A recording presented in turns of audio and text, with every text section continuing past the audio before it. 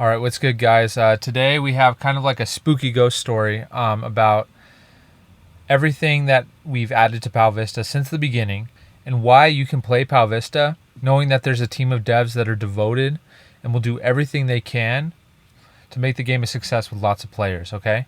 I have not made a game that's like mind-blowing yet, but I think we're going to get there. And I think, at least for some people, a certain group of people in the world, having the Pokemon DS era look with the RuneScape combat mechanics and everything else that goes around it and all the cool, interesting things we've added that are unique to our game, I think that's like a selling point for a lot of people, and I think it's just shown based on the recent growth in the players. So, but this video is for everyone to understand like what Pow Vista is all about and the story of like how we created it. Okay, so imagine this, okay?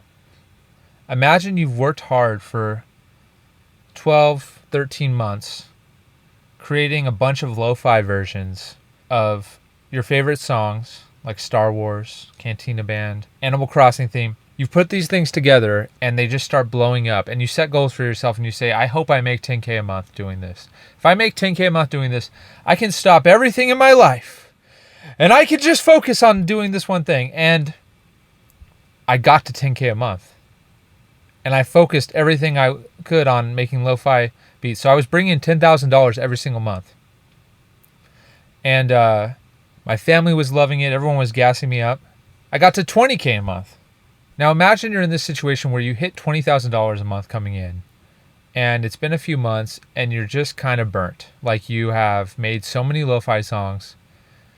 You have all this money coming in. You want to finally pursue your dream.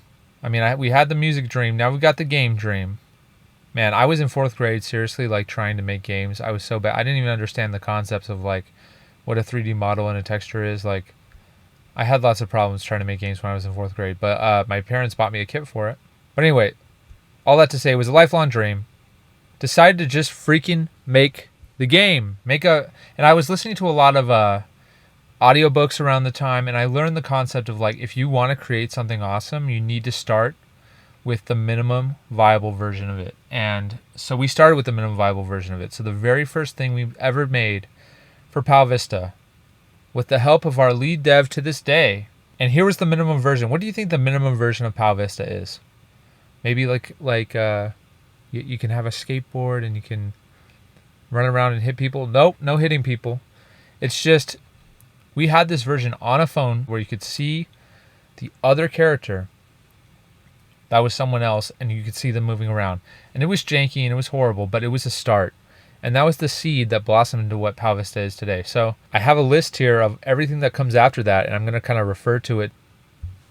So after we had running with the skateboard and being able to skate, we added chat. So when you could skate around with your friend in the game, and at this point, the friends you're skating around with are like my family and my lead dev. That's it. But you could talk to each other, which was just incredible. Like that changes a game so much, dude. Like imagine if in every game when you saw another player, you could type a message and it pops up above your head. I feel like that's really underutilized in games. But anyway, we got that into the game right at the beginning. Up next, we added grass that you cannot skate on. So at the beginning of the game, everything was concrete. We decided to add grass because I thought that was just a really great tile mechanic for like safe zones. So I had taken my kids to the skate park, and it dawned on me that the only safe place in the skate park is on the grass. And I love it when like you don't have to be an expert in the game to like have something dawn on you. Like, oh, I can't skate on the grass. You need to be able to skate. And I had come up with the concept here where you're going to need to be skateboarding to do an attack, right? So if you're on the grass and you have to be skateboarding to do an attack, then it makes sense that you would be safe on the grass. So we added that in next. Then after that, we added this little 2D stair set that you could do kind of like a hop over, and your shadow would appear back when we were doing 2D sprites. And then at that same time, we also added these security guard NPCs that were like hanging out around the stair set, and they would, at first they would just like stand in one place and you could run up to them. And this is, I'm pretty sure this is when we got ready to add combat. Okay, so let me check my notes here. Yeah, we added attacks right at this moment. So like, gosh, those were such the good days. So combat was a hard one because when I had first come up with Pow Vista, I was always thinking like, dude, what is combat going to be? How can you do combat with a skateboard? And I always thought of like the Obby Mall hit from RuneScape. You guys probably don't all know what that is, but it's basically this giant hammer / maul that you swing over your head and poof.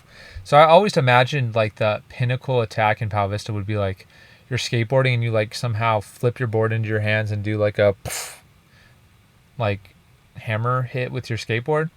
But I think I was watching My Hero Academia or something like I was imagining like, okay, why not do like kind of an anime style like impact and everyone gets shot back. I don't even remember what triggered that. There was obviously the Crash Bandicoot, you're on a polar bear and you knock people off the ice game I played growing up. I knew that was going to be good. Okay, so I knew knocking people off the cliffs. You know what? I think I'm starting to like recall where I came up with the idea. I was falling asleep and I was like, okay, I'm not going to listen to audiobooks as I fall asleep anymore. I'm just going to think about Pow Vista because it was like so exciting during this stage where I could just add anything I wanted into the game. And I recalled back when I was like 14 years old and we played Halo 3 on the Xbox 360, and there was this one map where you're like on the edge of a cliff and you can drive the warthogs around and it was like the rockets game mode where everyone has a rocket, and so you would get shot with a rocket. It would never kill you in one hit because you have shield, but it would knock you back when you get hit by the rocket. Or maybe when you get hit by the warthog. I'm not even completely sure what it was. But one way or another, you would get knocked off the cliff. And I think that was just the funnest gameplay ever. And the ragdoll physics are always fun. In fact, ragdoll physics would be tight in Pow Vista. I've always wanted to put that in. But other things take priority. Up next after that, we had my brother over to our house, my wife and I. And we played like 3-player Pow Vista with each other, and we basically tested out the new combat system on player versus player combat, and we attacked each other, saw who could win. There was no way to heal up at this point, and everyone just had 10 HP. And I'm pretty sure the numbers that you hit were like just a random number or something, like we didn't have skills yet in the game, I'm pretty sure. So there was no modifier on your damage. Basically, it was really fun. We had lots of fun because you could also chat and you could like, roast each other as you're fighting. And of course you could die and like you'd have to respawn. But one of the big feedbacks from that session was you need to get food into the game. So the very next thing I think we did was added food items into the game. So I didn't know what kind of food item I should add to Pow Vista. And I was thinking like, okay, I could add like bread. I could add like shrimp. It could be like energy drinks. But of course I just projected my own life into the game like I so often do. And I had been eating calamari every single day with my pho at this Thai restaurant. I had been eating it every single day. So I thought fried tentacle, because I was going to put fried calamari, but I don't know. I just decided to go with tentacle. So when we added food, we added the ability to heal up by eating the food. And after that, we added fishing. So the ability to create the food item, because prior to that, we just dropped the food item in the world and you could pick it up. But we added into the game the ability to fish out of the water. And remember, at this point in time, the world is still 2D sprites. It's not a 3D world. It's just like 2D water sprites. So we added like animating 2D water, which is so funny because to this day, Pow Vista does not have animating water, which I feel like we've all just become accustomed to, and it doesn't bother us anymore. But honestly, Pow Vista would get a huge improvement in its aesthetic, I think, if it had moving water. But that's putting that aside. So at this stage in time, Pow Vista did have moving water at one point, but it was 2D water. And we had little tentacle fishing spots that you could fish out tentacles at a certain rate, and then you could cook those tentacles on this everlasting fire that we had in the game because you couldn't make fires at the time. So then at this point, we now have combat, and we also have fishing, and we also have cooking. And so this is when I began to come up with like what are skills going to be like in Pow Vista. And I came up with the idea of like training your fire skill by cooking, training your water skill by fishing, training your strength skill by attacking, which is, the whole idea was you have these different elements that you train by doing actions that are related to the element. So then shortly after that, we added a building, like this building, and it just looks so bad in the game world. I was like, why can't we make this look like Pokemon with the cool 3D buildings that kind of pass by and have like depth to them? And because of that, we added our first 3D models into the game. And when we added those 3D models, we the idea and the possibility came up where, like, why don't we make Pow Vista 3D? Like, why don't we make the ground kind of have depth to it? And then later on, maybe like a few months later after this, we finally turned our character from a 2D sprite into a 3D character, because skate tricks just looked so bad with 2D sprites when you were doing like a 360 if it was 2D.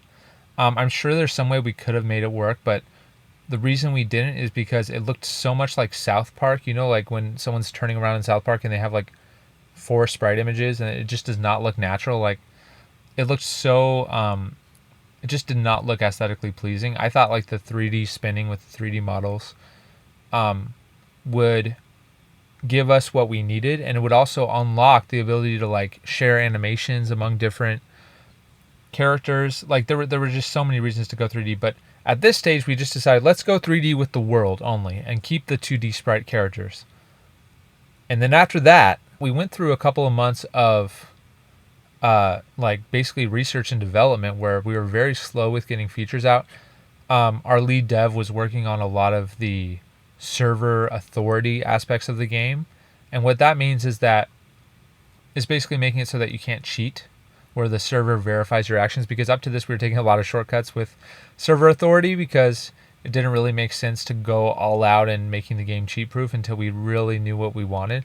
So while our lead dev was working on that, I went crazy with spending every single day working on creating the 3D version of our character that I was told by so many artists like we could not do. They told me there's no way you're going to make a 3D character that looks anything like your 2D sprites. There's no way you can do it. Like, it's going to be bad.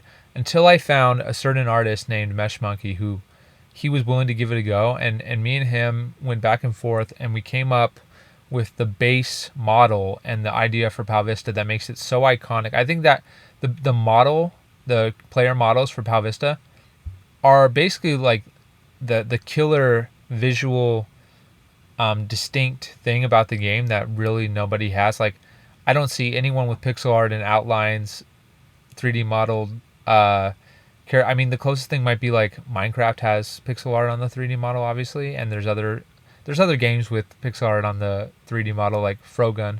But for us, I don't know, I just think we have such a unique kind of like style that I don't really see anywhere else, and I think it's such a cool palette for so many different characters that can look distinctly Pow Vista. Like, I'm so glad we spent that. I think it was like 1 to 2 months that we spent just like going ham in Blender, trying different hairstyles and different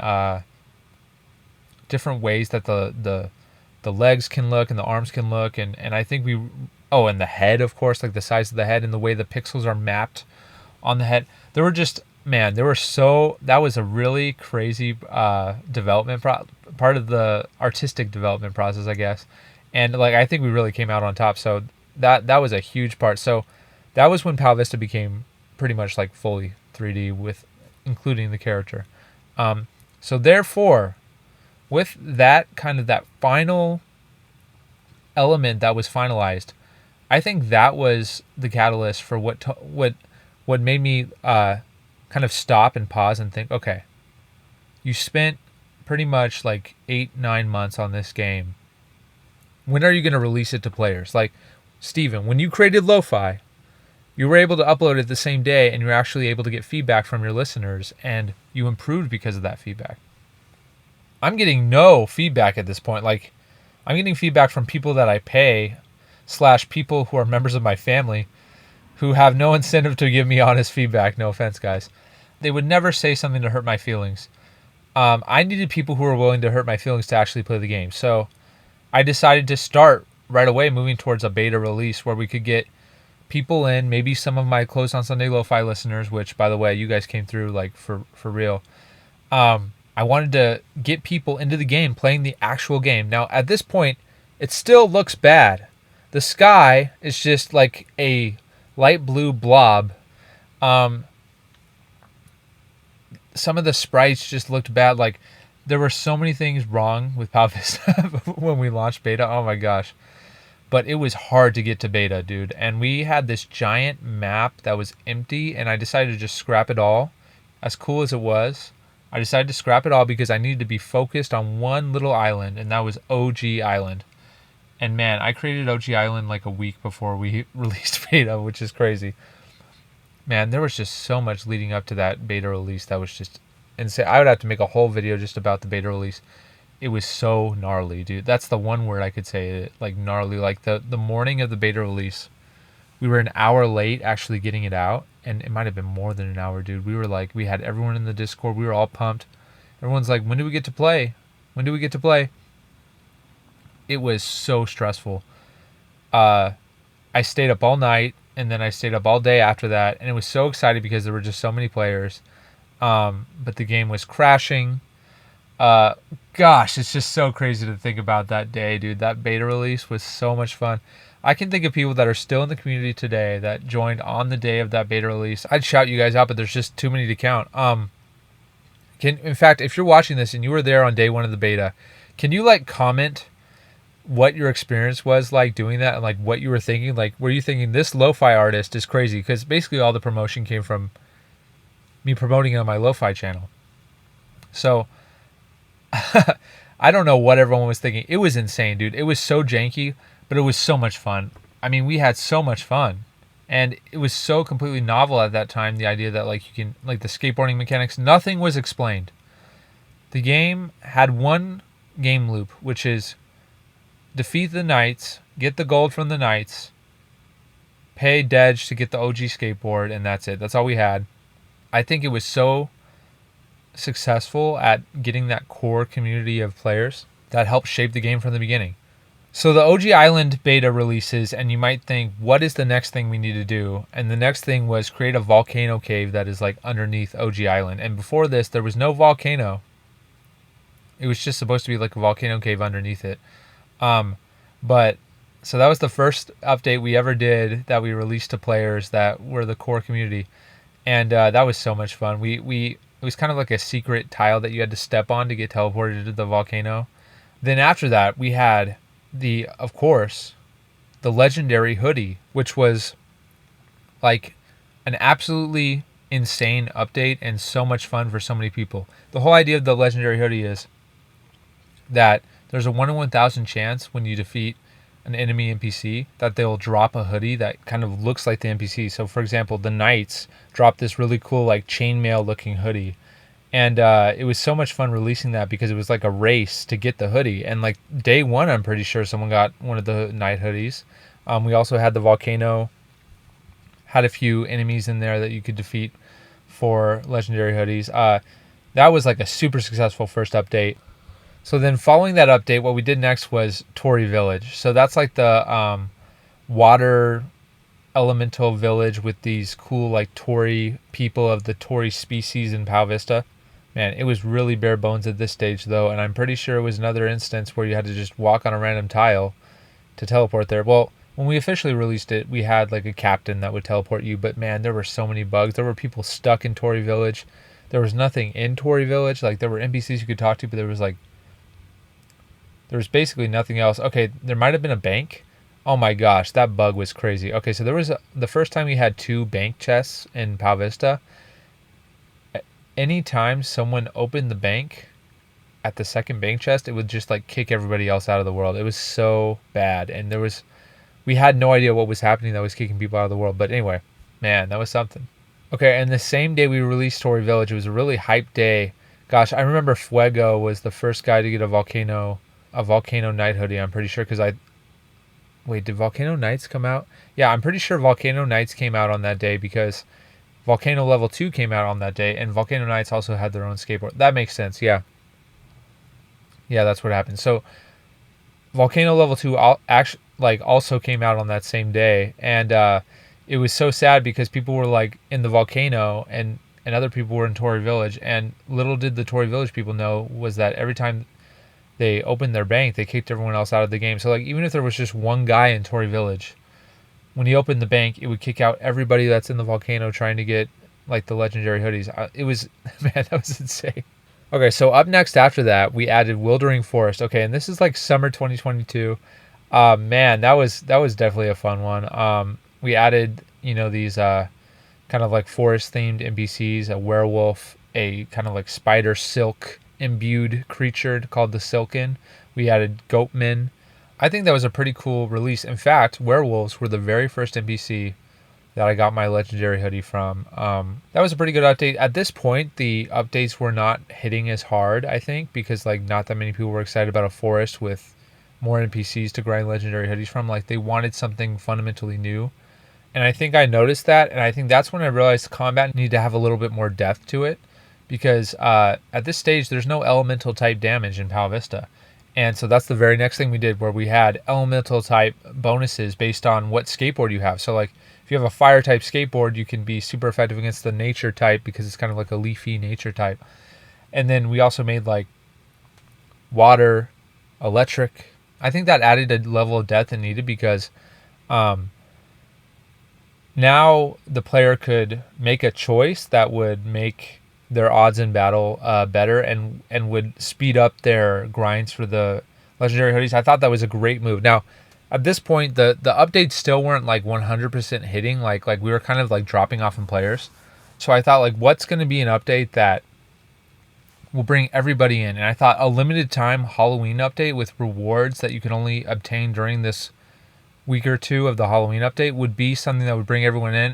It wasn't like extremely successful, but it definitely was a time that we got to experiment with some cool things. Like we had this cursed dungeon thing with like a pumpkin guy that you could defeat to get special hoodies. The sad part is so many players missed it and they never got the limited time Halloween rewards. So I think those are some of the rarest rewards in the game right now.